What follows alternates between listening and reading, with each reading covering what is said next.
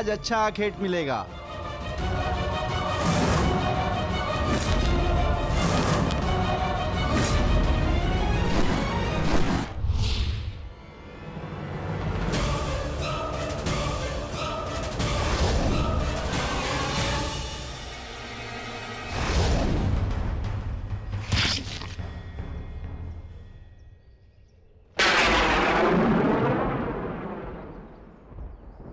आपका ये बाण मेरा चरण भेद नहीं पाया, परंतु अब से मेरे शरीर का ये भाग सबसे दुर्बल होगा और अब कोई भी बाण मेरे इस स्मरण स्थल को भेद पाएगा और यही मेरे इस देह को त्यागने का कारण बनेगा।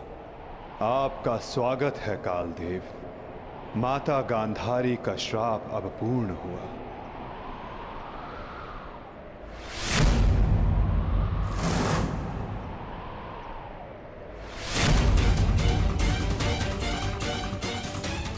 श्री कृष्ण, ये कैसा अनर्थ हो गया मुझसे? प्रभु, प्रभु मुझे माफ कर दो प्रभु, मुझसे बहुत बड़ी भूल हो गई। मुझे लगा कि यहाँ कोई हिरण है, परंतु। तुम विलाप ना करो व्याध, तुमने कुछ भी अनुचित नहीं किया। जो कुछ भी होता है सब में मैं स्वयं सम्मिलित होता हूं। कर्म के चक्र को कोई नहीं टाल सकता। त्रेता युग में मैंने जब श्री राम का अवतार लिया था, तब उस युग में तुम वीर वानर वाली के नाम से प्रसिद्ध थे और उस युग में मैंने बाण चलाकर तुम्हारा वध किया था और उस कारण हेतु आज तुम्हारा बाण मुझे आकर लगा है। मेरे जीवन का उद्देश्य धर्म स्थापना था और अब जब धर्म की नींव रखी जा चुकी है तो मेरी उपस्थिति इस धरती का संतुलन बिगाड़ देगी। हर मनुष्य इस धरती पर एक उद्देश्य लेकर आता है और उस उद्देश्य को पूर्ण करना उसका कर्तव्य होता है। मैंने अपने जीवन का उद्देश्य पूर्ण किया और आज तुमने अपना कर्तव्य पूर्ण किया व्याध। किंतु जब जब धरा पर अधर्म और अन्याय बढ़ेगा, मैं तब तब लौटकर पुनः आऊंगा।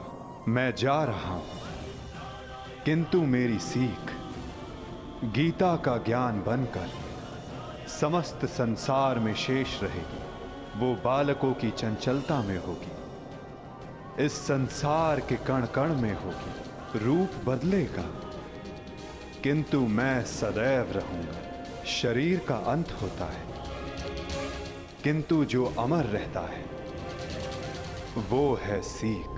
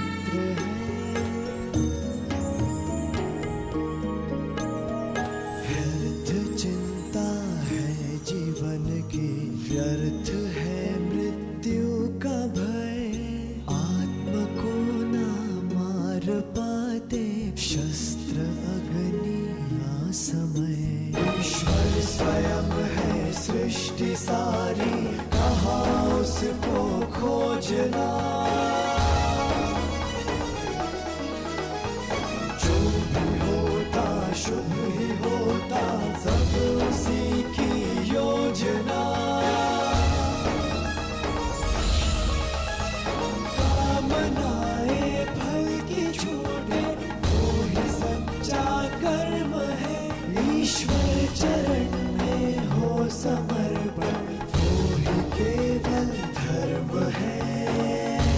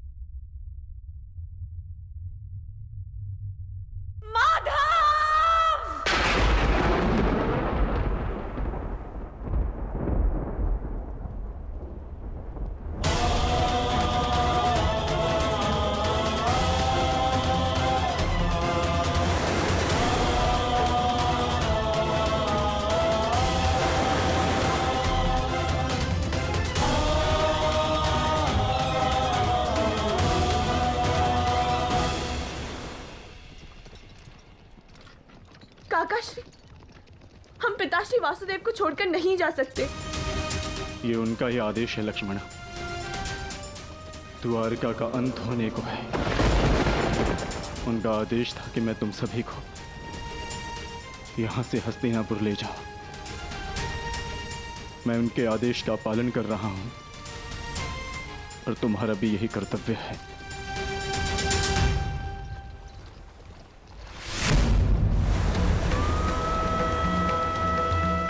हे भगवान,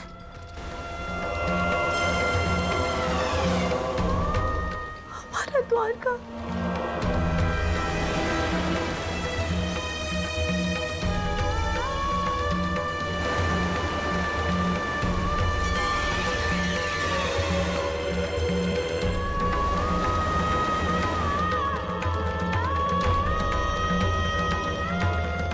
माधव का संदेश था लक्ष्मणा कि लक्ष्य पूर्ण हो जाने के पश्चात समापन आवश्यक है, अन्यथा संतुलन बिगड़ता है। सृष्टि अपना संतुलन बना रही है लक्ष्मणा।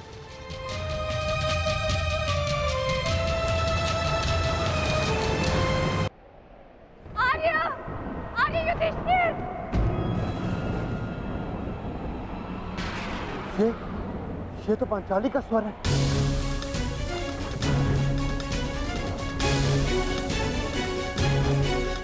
आर्या! आर्या! आर्य! माधव! क्या हुआ पांचाली? माधव किसी संकट में है आर्य। द्वारका पर कोई संकट आया वो। माधव किसी समस्या में। हम हाथ पर हाथ धरे नहीं बैठ सकते। शांत शांत शांत शांत पांचाली, शांत। तनिक सोचो, जो हर समस्या का हल है, जो हर संकट का मोचन है, उन माधव को कुछ नहीं होगा। और फिर अर्जुन द्वारका गया है ना। परंतु आर्य। धैर्य रखो पांचाली, माधव को कुछ नहीं होगा। मुझे उन पर पूरा विश्वास है और अपने अनुज अर्जुन पर भी।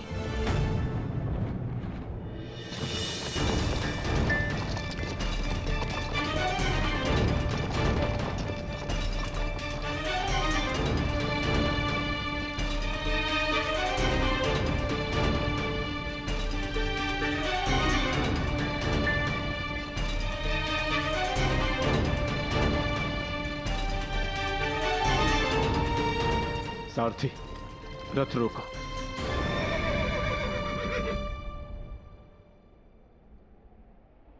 ये स्थान सुरक्षित लग रहा है। क्या हुआ काकाश्री? आपने रथ क्यों रुकवा दिया? यात्रा थकान को जन्म देती है लक्ष्मणा। कुछ प्रहर विश्राम कर लेना चाहिए। चलो।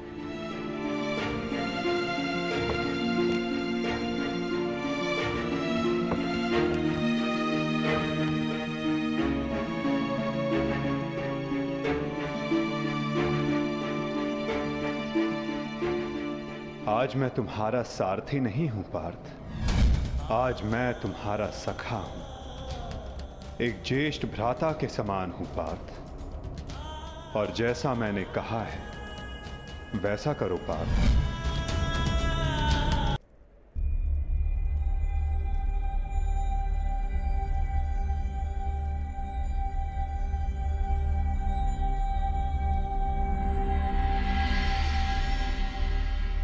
ये सब क्या हो रहा है काकाश्री?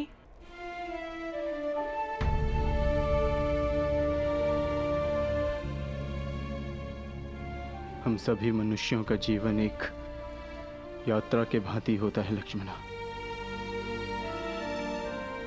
जिसे हमें पूर्ण करना होता है। जहां से एक मनुष्य की यात्रा समाप्त होती है, वहीं से एक दूसरी यात्रा का आरंभ होता है। और यही जीवन है। परंतु हमारी यात्रा अभी शेष है लक्ष्मणा। तुम थक गई होंगी, जाओ विश्राम कर लो। जैसी आपकी आज्ञा हो।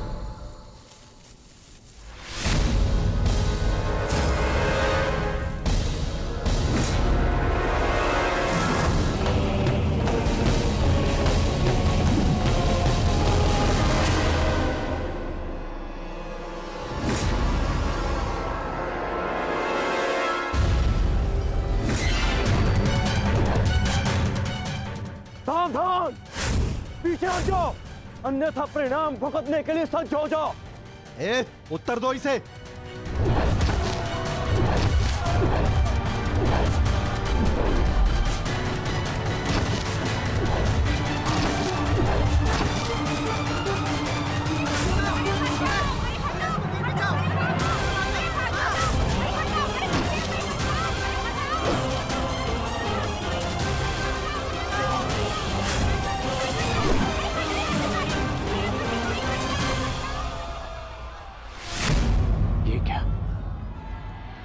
मैंने तो सहस्त्र चलाया था, मेरे बाण शस्त्र बाणों में परिवर्तित क्यों नहीं हो रहे?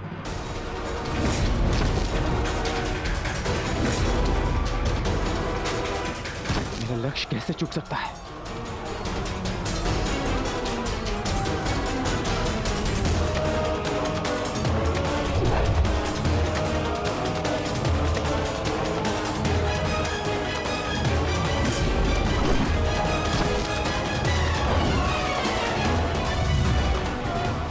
पर्वतास्त्र,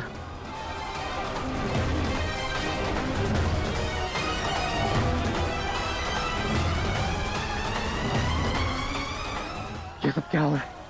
बाण प्रकट क्यों नहीं हो रहे? कैसे करूंगा मैं सबकी रक्षा?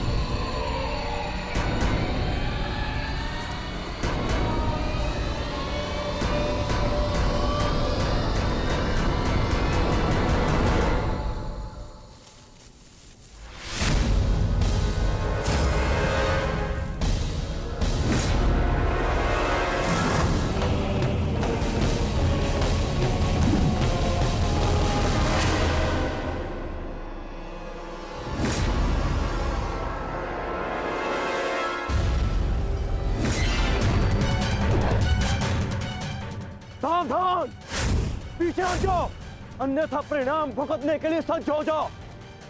उत्तर दो इसे।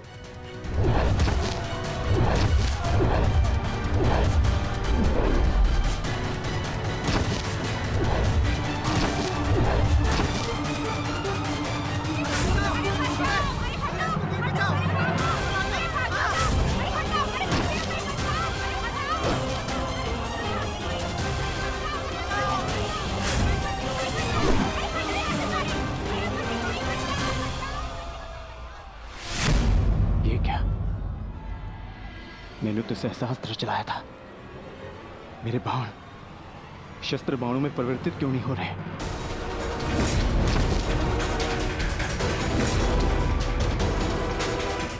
मेरा लक्ष्य कैसे चूक सकता है?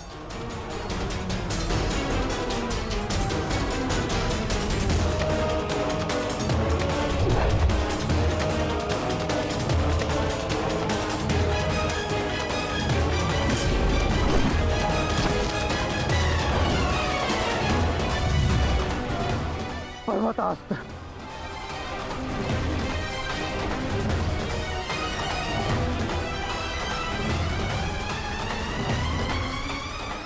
ये सब क्या हो रहा है? बाण प्रकट क्यों नहीं हो रहे? कैसे करूंगा मैं सबकी रक्षा?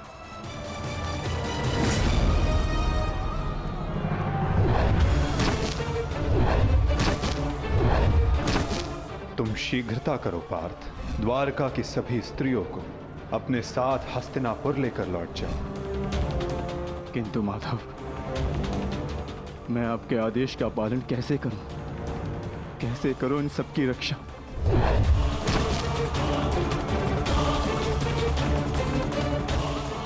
लक्ष्मण,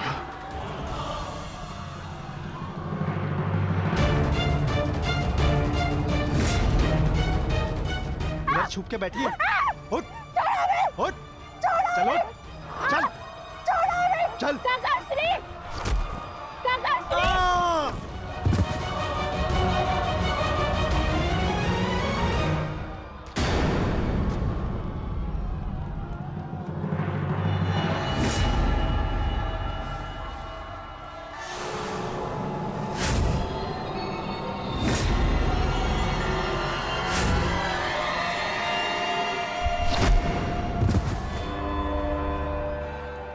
वो दिन समाप्त हुए अर्जुन, जब सारा संसार तुम्हारे गांडीव से कांपता था।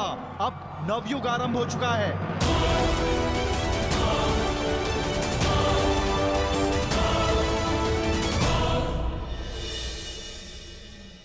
मैं समझ नहीं पा रहा हूं ज्येष्ठ, कैसे मेरे बाण अपना संधान नहीं कर पाए? कैसे मेरे गांडीव की प्रत्यंचा टूटी? मेरे रहते हुए मेरी सुरक्षा में आई कितनी स्त्रियों को वो कितने धन को लूट कर लेगा। मैं कुछ नहीं कर सका। मैं माधव के आदेश का पालन नहीं कर पाया। जैसे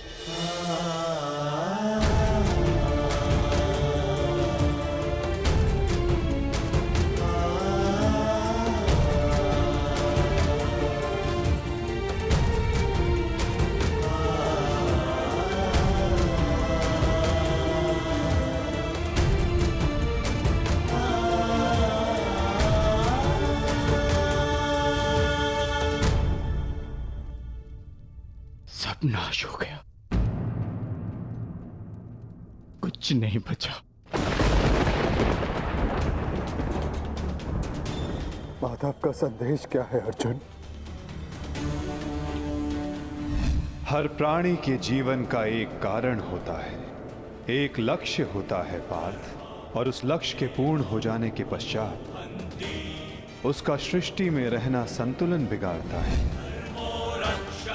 द्वारका की सभी स्त्रियों को और बालकों को अपने साथ हस्तिनापुर लेकर लौट जाओ, ताकि वो हस्तिनापुर के परिवर्तन का भाग बनकर धर्म के मार्ग पर चल सके, नवीन युग का आलिंगन कर सके।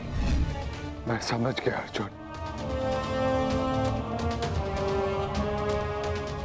मैं समझ गया।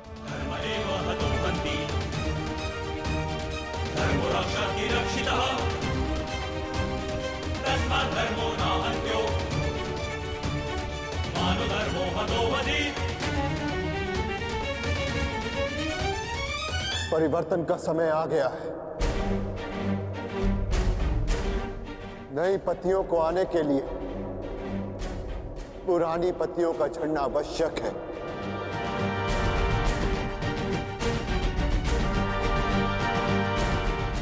आपका मंतव्य क्या है आर्य? शीघ्र ही सबको सब कुछ समझ आ जाएगा।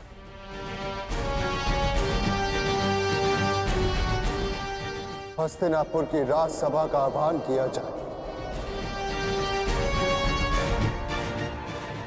परीक्षित और वृषकेतु को अवश्य बुलाया जाए।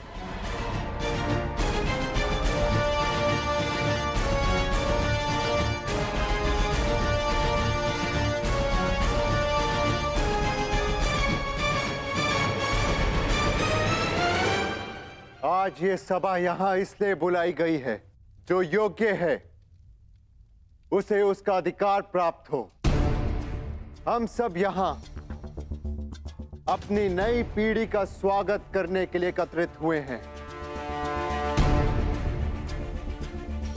वृषकेतु,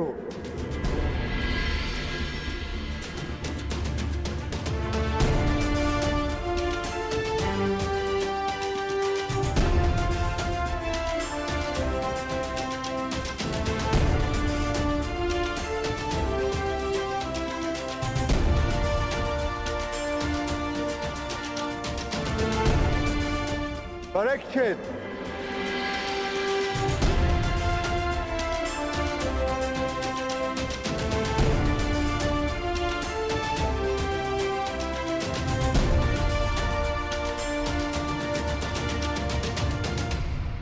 मैं सम्राट युधिष्ठिर आप सभी के समक्ष परीक्षित को हस्तिनापुर का राजा घोषित करता हूं। महाराज परीक्षित की, महाराज परीक्षित की, महाराज परीक्षित की, महाराज परीक्षित की। और वृषकेतु को इंद्रप्रस्थ नरेश घोषित करता हूं। महाराज वृषकेतु की, महाराज वृषकेतु की, महाराज वृषकेतु की, महाराज वृषकेतु की।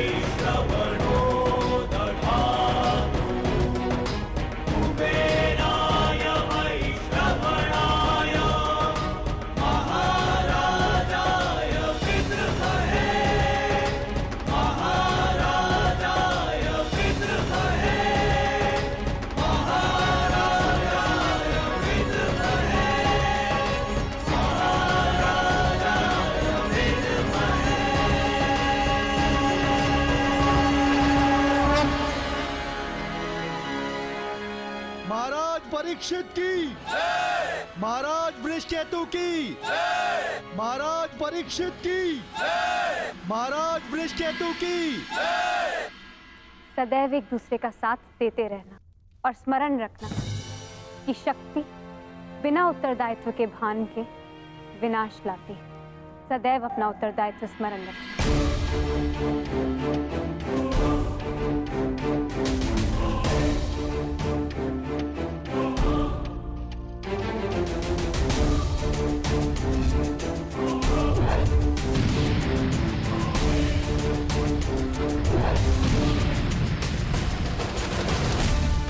तुम्हारे पिता ने तुमसे छोटी आयु में चक्रव्यूह तोड़ा था।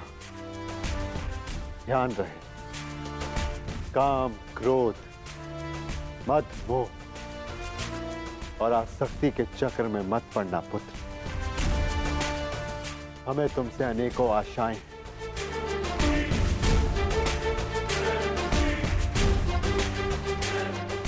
और तुम्हें उन पर खरा उतरना है।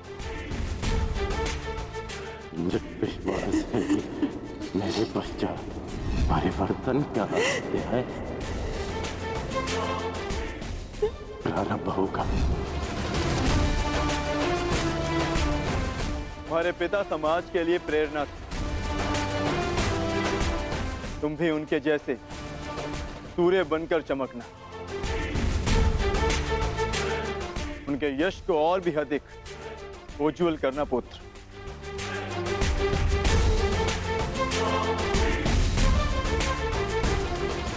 और स्मरण रखना पुत्र,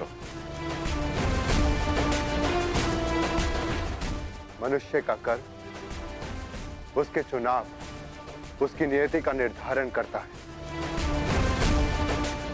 सदा शुभ कार्य करना।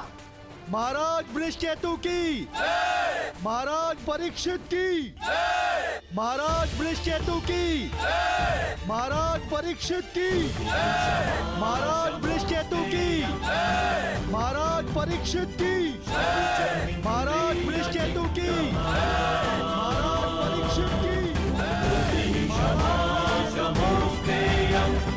शौचमिंद्रिय निग्रह निर्विद्या सत्यं क्रोधो दशकं धर्मलक्षणम्। निर्विद्या सत्यं क्रोधो दशकं धर्मलक्षणम्। दशकं धर्मलक्षणम्।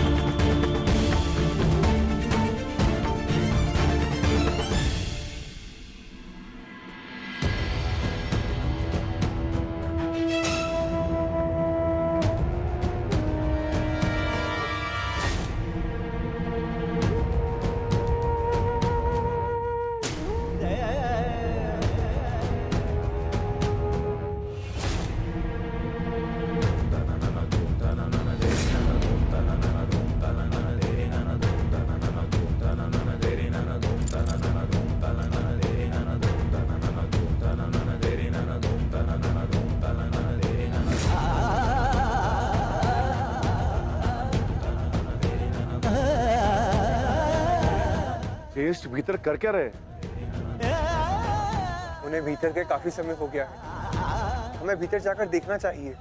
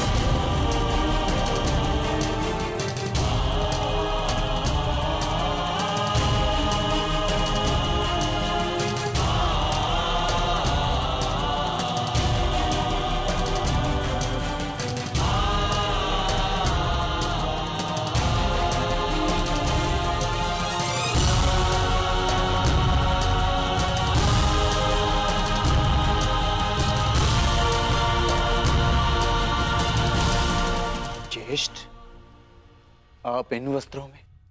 माधव का संदेश सुनकर भी नहीं समझे अर्जुन। एक समय के पश्चात जब मनुष्य के जीवन का लक्ष्य पूर्ण हो जाता है तो उसकी उपस्थिति सृष्टि का संतुलन बिगाड़ देती है। इसीलिए मैंने यह निर्णय लिया है कि मैं महाप्रस्थान करूंगा।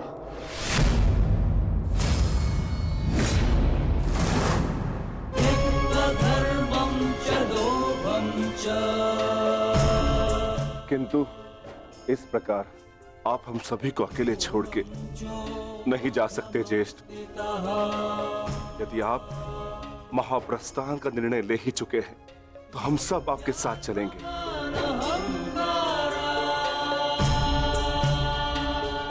क्योंकि जहां आप है ज्येष्ठ, वही हमारा घर है। हाँ ज्येष्ठ, मनुष्य अपनी परछाई के बिना अस्तित्व में कैसे रह सकता है? हम पांचों भाई एक दूसरे की परछाई हैं। हम ना एक दूसरे के बिना रहेंगे और ना ही जिएंगे।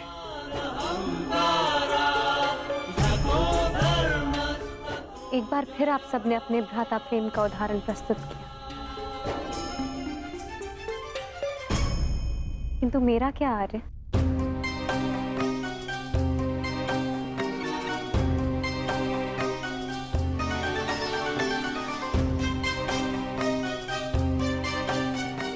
पांचाली, मैं जहां जा रहा हूं वह मार्ग बहुत कठिन है और तुम सब उस मार्ग पर नहीं जा पाओगी।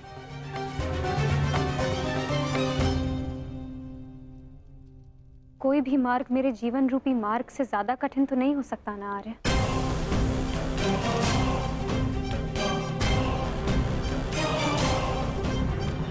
राज्यसभा में हुए वस्त्र हरण के संताप को मैं सह गई, ये सोचकर कि मेरे पांचों पति मेरे साथ हैं, मेरा प्रतिकार लेंगे।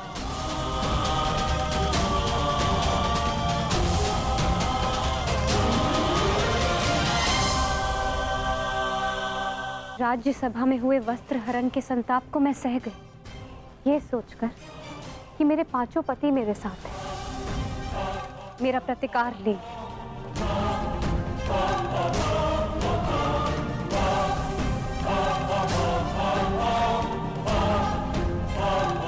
13 वर्षों के वनवास और अज्ञातवास को हंसते हंसते काटा, ये सोचकर कि मेरे पति मेरा त्राण करेंगे। मेरे पुत्रों की असमय मृत्यु से कठिन कोई और कंटक तो नहीं हो सकता ना आर्य, परंतु सहा मैंने, क्योंकि मेरे पुत्रों के पिता, मेरे पांचों पतियों का सानिध्य मुझे प्राप्त है, और आज आप मुझे ही छोड़कर जा रहे। माता कुंती ने आदेश दिया कि पांचों भाई आपस में बांट लो। मैं बटी आर्य, परंतु मैंने आप पांचों को बटने नहीं दिया।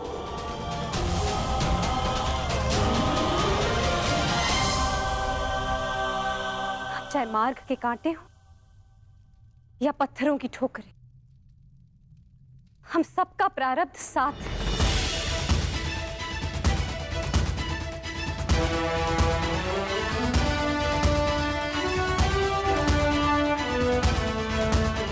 और यही मेरा निर्णय है आर्य। आप जहां भी जाएंगे, मैं आपके साथ चलूंगी, और मुझसे मेरा यह अधिकार कोई नहीं छीन सकता, स्वयं आप भी नहीं।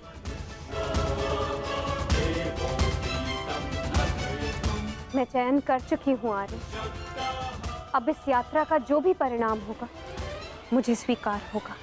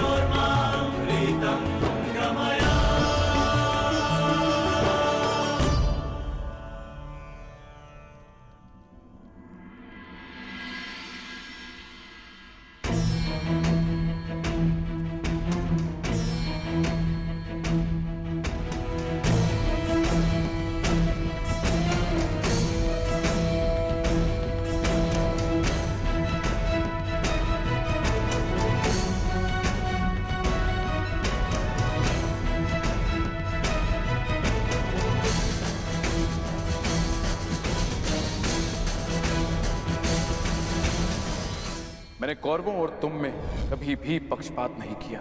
यदि प्रिय युधिष्ठिर को स्वीकार है तो हस्तिनापुर नया राज्य बनाने में तुम्हारी सहायता करे, परंतु पुत्र इसके बदले मुझे भी तुमसे कुछ चाहिए। तुम्हारी माता कुंती यही हस्तिनापुर में रहे। आज तक के इतिहास की सबसे बड़ी, सबसे रोमांचक, मनोरंजक द्यूत क्रीड़ा हम सबके जीवन का सबसे बड़ा खेल होगा। पांच की शक्ति दास हो गई दुर्योधन। युधिष्ठिर भी तुम्हारा दास हो गया। जो विजय संसार के सबसे बड़े युद्ध में नहीं मिल सकती थी, वो युद्ध के चाल में तुम्हारी हो गई। वो शेष है द्रौपद पुत्री पांचाली।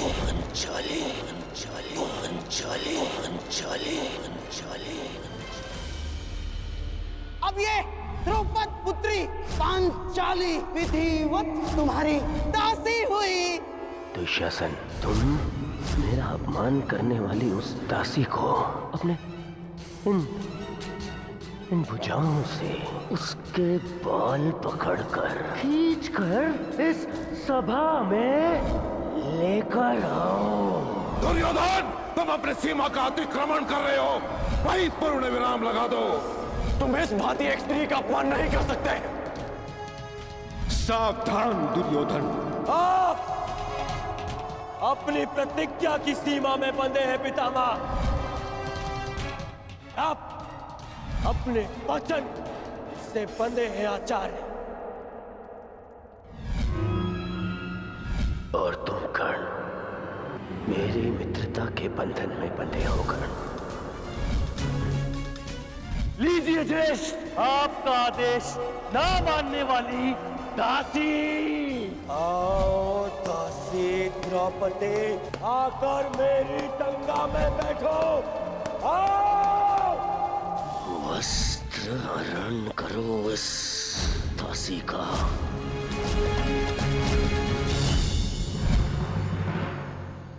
पुत्र परीक्षित, सदा द्यूत और शर्त से दूर रहना पुत्र।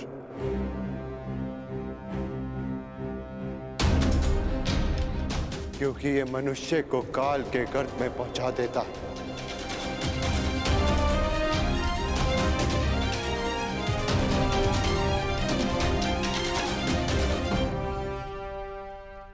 इस सभा में इतना सब कुछ हो जाने के बाद भी आप सब मौन हैं, परंतु इस अधर्मी दुर्योधन को उसके कुकर्मों का दंड अवश्य मिलेगा।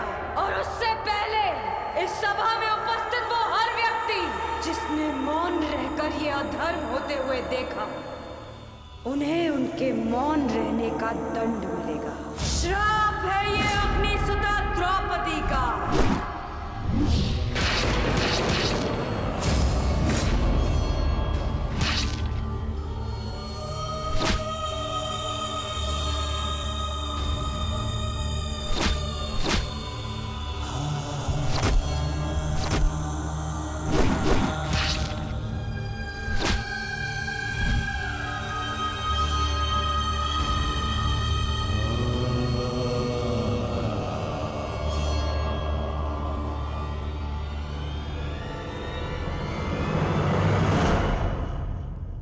सदा स्त्री का सम्मान करना पुत्र। किसी को भी स्त्री का अपमान न करने देना, क्योंकि स्त्री का अपमान प्रकृति भी नहीं सहती।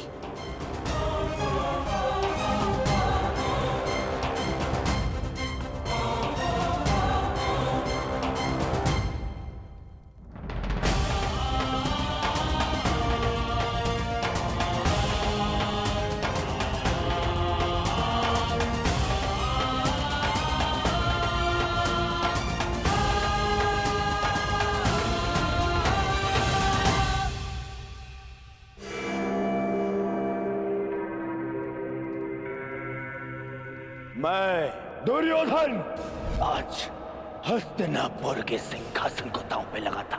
बस दुर्योधन, हस्तिनापुर पर तुम्हारा कोई अधिकार नहीं। तो जिनका अधिकार है मैं उन्हीं से पूछ लेता हूँ। पिताश्री, मेरा इस सिंहासन पे अधिकार नहीं, अधिकार है पुत्र, और मैं तुम्हें उस अधिकार का प्रयोग करने की अनुमति देता हूं। यदि एक चौसर इस क्षण बंद न हुई तो परशुराम शिष्य द्रोण के बाणों को कोई नहीं रोक पाएगा। आचार्य द्रोण, आप इस सभा के सभासद हैं और नियम अनुसार सभा के समाप्त होने तक आप नहीं उठेंगे, अन्यथा आप दंड के पात्र होंगे। स्मरण रखना पुत्र, राजा वो नहीं जो राज्य की सीमा के पार देख सके। राजा वो है जो प्रजा की आंखों की सीमा में आए एक आंसू को देख सके।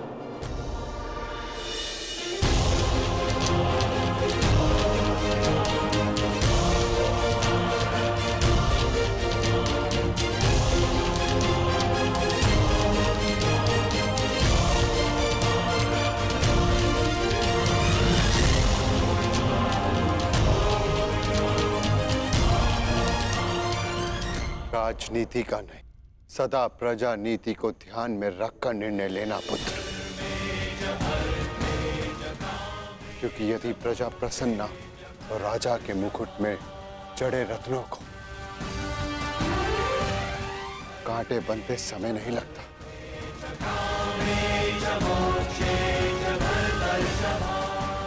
धर्म के साथ शासन करना,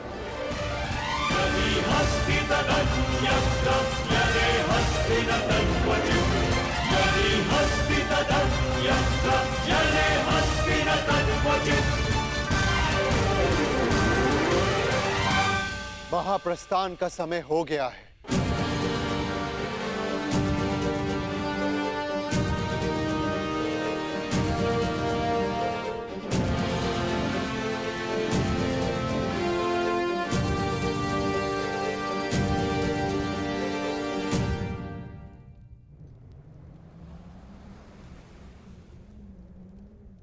वानप्रस्थ में प्रस्थान करने का समय आ गया है।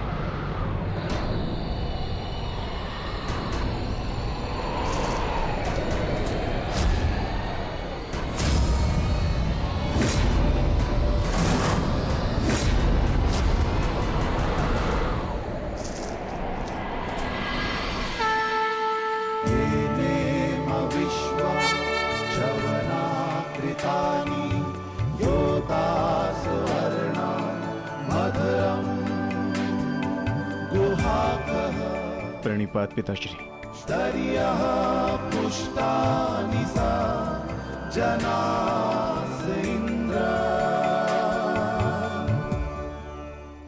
महाप्रस्थान का अर्थ समझते हो ना पुत्रों?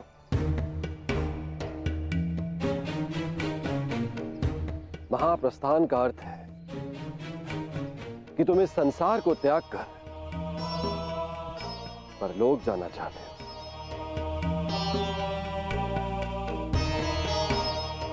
परंतु स्मरण रहे,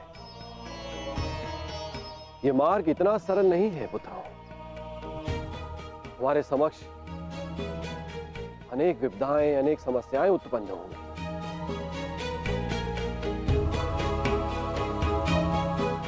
और तुम्हारे संरक्षक इंद्र के रहते हुए यह कैसे संभव है? तुम चलो मेरे साथ, मैं स्वयं तुम्हें अपने रथ पर देवलोक ले चलूंगा।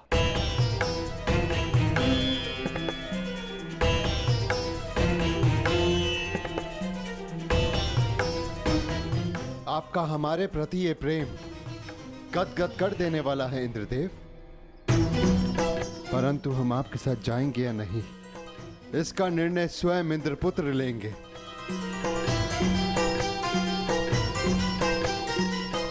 अर्जुन, निर्णय तुम्हारा है।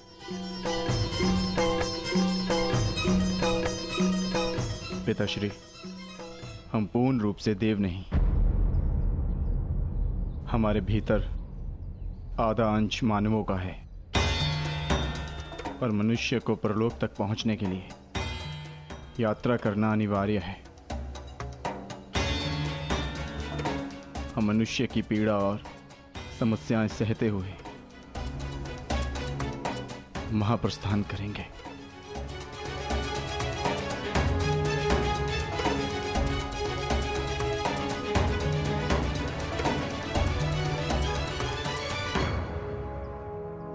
मुझे तुम पर गर्व है पुत्र।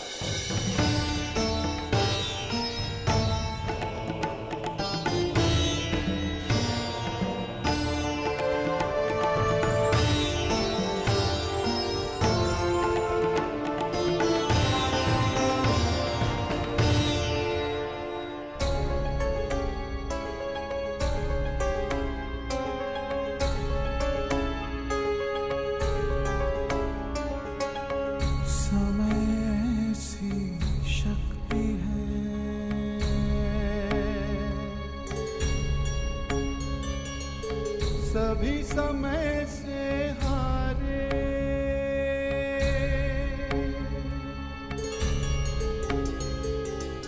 समय से शक्ति है, सभी समय से हारे।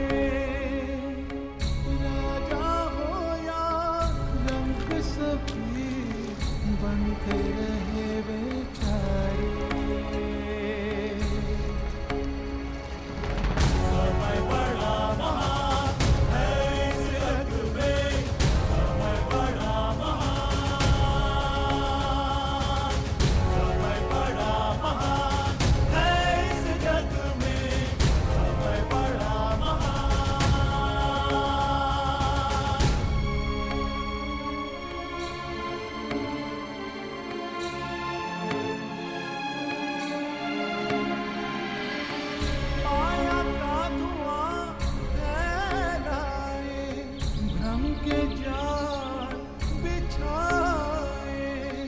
मन में घृणा द्वेष भरे, फिर अपनों को लड़वाए।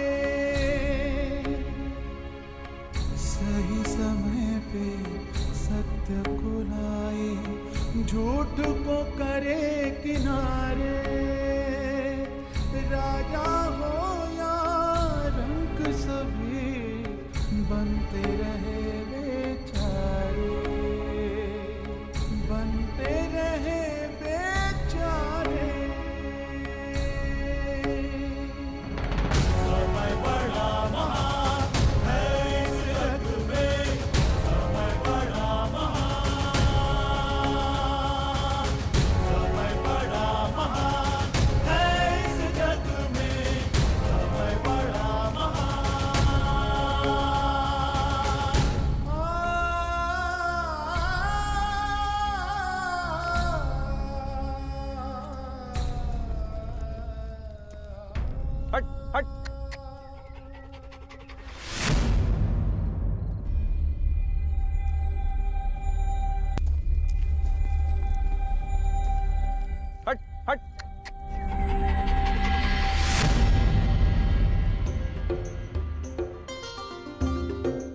देखिए ना ज्येष्ठ, कब से कुकुर हमारा पीछा कर रहा है।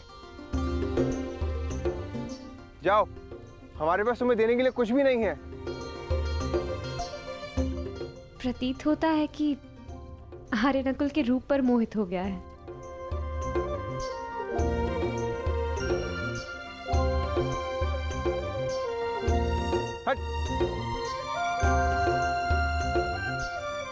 रहने दो नकुल, यदि ये भोला जीव साथ आना चाहता है तो इसे आने दिया जाए। मनुष्य की अंतिम यात्रा में जो साथ दे उससे सच्चा सह यात्री और कोई नहीं।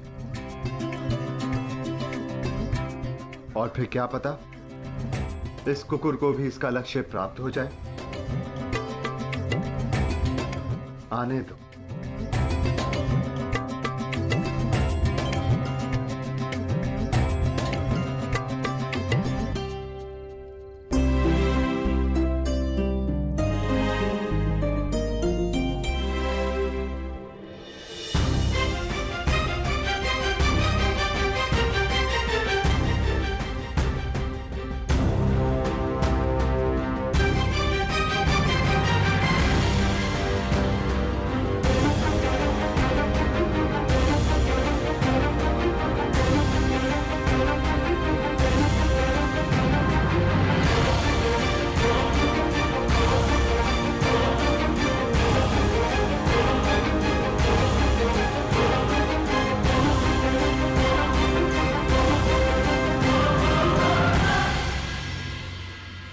ज्येष्ठ, ऐसे कठिन चढ़ाई हम कैसे चढ़ेंगे? मार्ग अब दुर्गम नहीं, अगम हो गया है और किस ओर जाना है इसका भी कोई भान नहीं।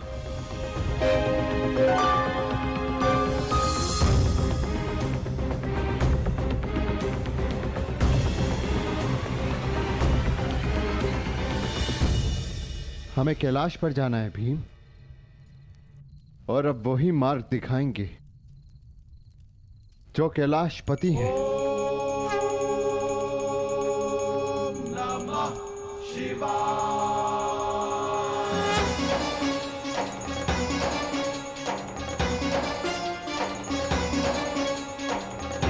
त्र्यंबकं यजामहे सुगंधिं पुष्टिवर्धनम् उर्वारुकमिव बन्धनात् मृत्युर्मुक्षीयमामृतात्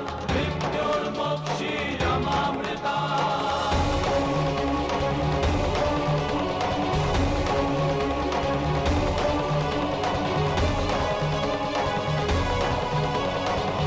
शिवाय।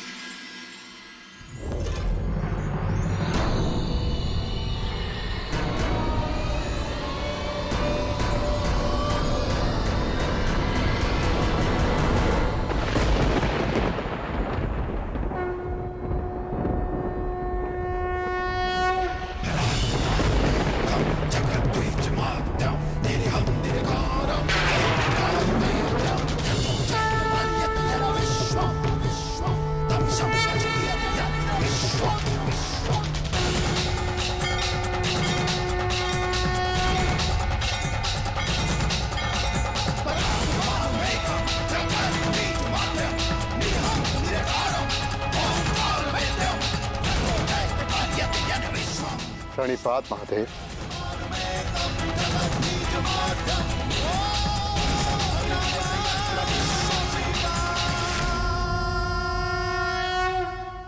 तपस्या तो सभी करते, परंतु अपने कर्म में रत रहकर भी जो ईष्ट का स्मरण करे वही वास्तविक तपस्वी है। युधिष्ठिर, तुम सबने एक क्षण भी मेरा ध्यान नहीं त्यागा। मैं प्रसन्न हुआ। यहाँ पृथ्वी का छोर आ गया है पांडुपुत्रों। इससे आगे का मार्ग इहलोक को जाता है।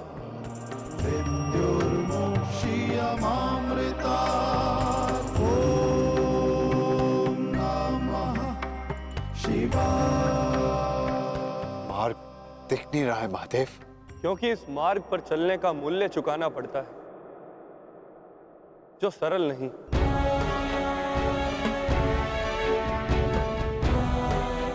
इस मार्ग पर जाने के लिए सब कुछ त्यागना पड़ता है, वो सब जिसकी आवश्यकता उस लोक में नहीं। हर भाव, हर गुण, हर अवगुण, हर शक्ति, सब कुछ त्यागना होगा।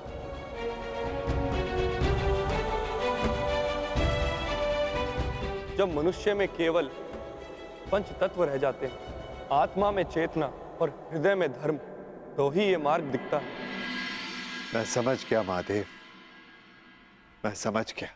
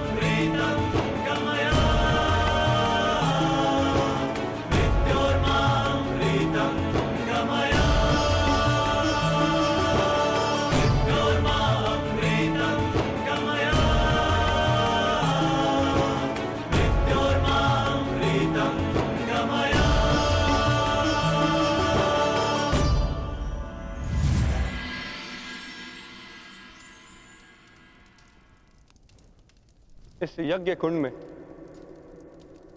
अपना हर भाव, हर शक्ति समर्पित कर दो पांडुपुत्रों।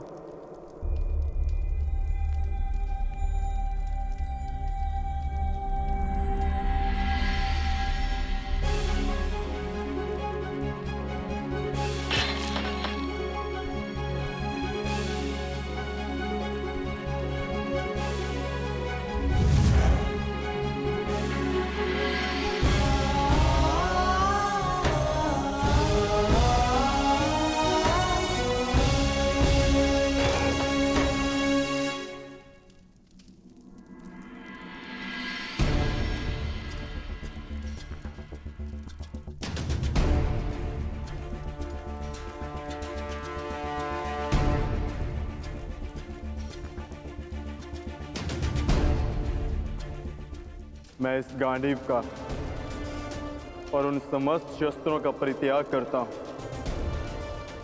जो मैंने देवों से पाए।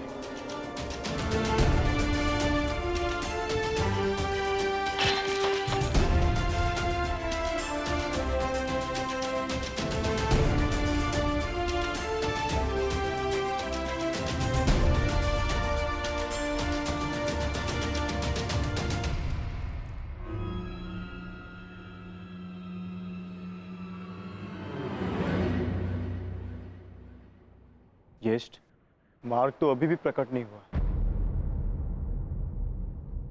तुम्हारी बारी है पांचाली।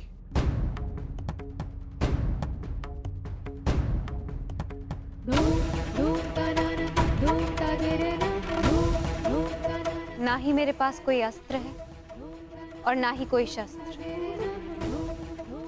परंतु मैं अपने हृदय की अग्नि, अपनी सभी आकांक्षाओं और सभी भावनाओं को इस पवित्र अग्निकुंड में समर्पित करती हूँ।